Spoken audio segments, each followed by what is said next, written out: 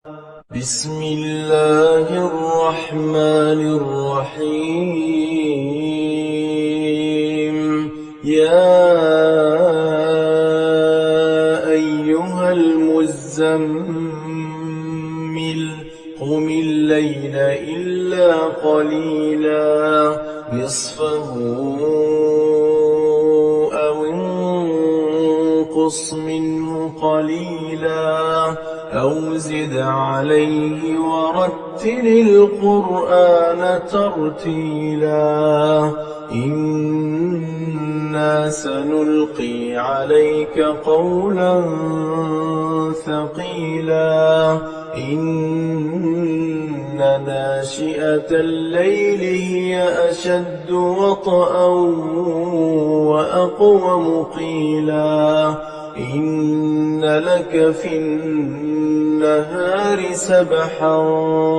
طويلا واذكر اسم ربك وتبتل إليه تبتيلا رب المشرق والمغرب لا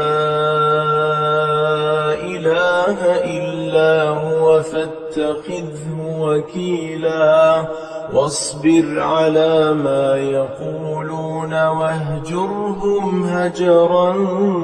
جميلا وذرني والمكذبين أولي النعمة ومهلهم قليلا إن لدينا أنكالا وجحيما وطعاما ذا غصة وعذابا أليما يوم ترجف الأرض والجبال وكانت الجبال كثيبا مهيلا إنا أرسلنا إليكم رسولا شاهدا عليكم كما أرسلنا إلى فرعون رسولا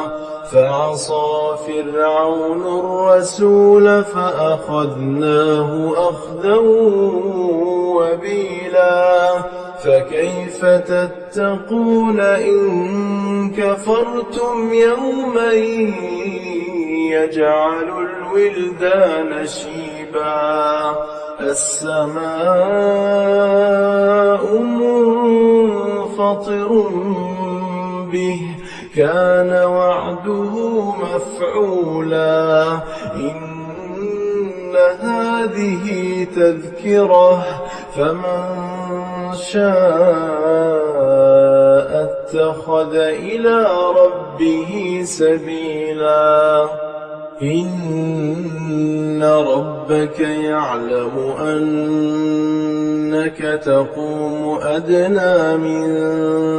ثلثي الليل ونصفه وثلثه وطائفة من الذين معك والله يقدر الليل والنهار علم أن لن تحصوه فتاب عليكم فاقرؤوا ما تيسر من القرآن علم أن سيكون منكم مرضى وآخرون يضربون في الأرض يبتغون من فضل الله وآخرون يقاتلون في سبيل الله فاقرؤوا ما تيسر منه وأقيموا الصلاة وآتوا الزكاة وأقرضوا الله قرضا حسنا وما تقدموا لأنفسكم من خير تجدوه عند الله هو خيرا وأعظم أجرا واستغفروا الله إن الله غفور رحيم.